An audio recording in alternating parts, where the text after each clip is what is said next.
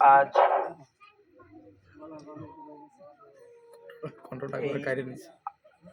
আট নং নড়াইলের 6 নং বিলডুরা ইউনিয়নের 7 নং ওয়ার্ডের উঠান বৈঠকে উপস্থিত সভাপতি, আমার বাবার রাজনৈতিক সহচর, স্বদেশী ইউনিয়নের সাবেক চেয়ারম্যান খোকন চাচা এবং বিভিন্ন অঙ্গ এবং সহযোগী সংগঠন থেকে আগত নেতা কর্মী, এলাকাবাসী এবং এই যার বাড়িতে আমরা দাঁড়িয়ে এই উঠান বৈঠকে উপস্থিত হয়েছি সকলকে শুভেচ্ছা এবং আন্তরিক অভিনন্দন জানিয়ে আমি আমার বক্তব্য শুরু করছি। আসসালামু আলাইকুম। আমরা আজকে সমবেত হয়েছি একটি তারিখ এবং একটি মার্কাকে কেন্দ্র করে। 12 তারিখ ধানের শীষ। আমার বাবা একটা কথা বলতেন যে গার্জিয়ান ছাড়া কোনো কিছু, কোনো পরিবার, কোনো প্রতিষ্ঠান কখনো ঠিক থাকতে পারে না।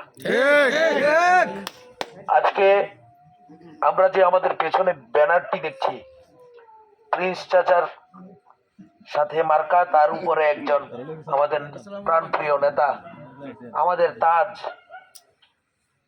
ভবিষ্যৎ বাংলাদেশের কর্ণধার, যিনি বাংলাদেশের মাটিতে এসেই ঘোষণা দিয়েছিলেন, I have a plan for my country, for my people. যেই লোকটি বাংলাদেশের জন্য, বাংলাদেশের মানুষের জন্য প্ল্যান নিয়ে এসেছেন, তিনি হচ্ছেন আমাদের এই দলের গার্জিয়ান। কিন্তু আমাদের যে প্রতিপক্ষ আর একটি মার্কা আছে, সেটি কিন্তু গার্জিয়ান ছাড়া। তো মুরব্বীদের কথা যদি আমরা বিশ্বাস করি, তাহলে গার্জিয়ান ছাড়া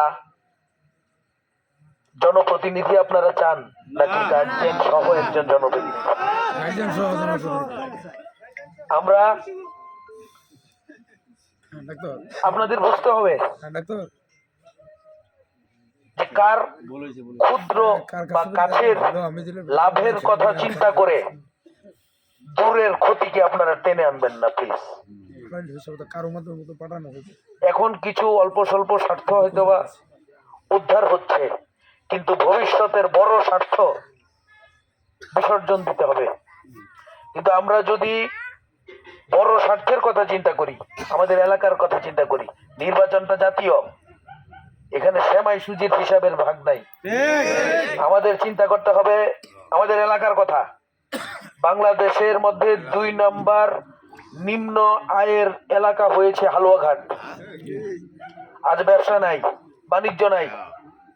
হালুয়াঘাট কৃষি নির্ভর ছিল, ধান নির্ভর, সেটাও এখন কমে এসে কয়লা নির্ভর ছিল, কয়লার ব্যবসাও তালমাতাল।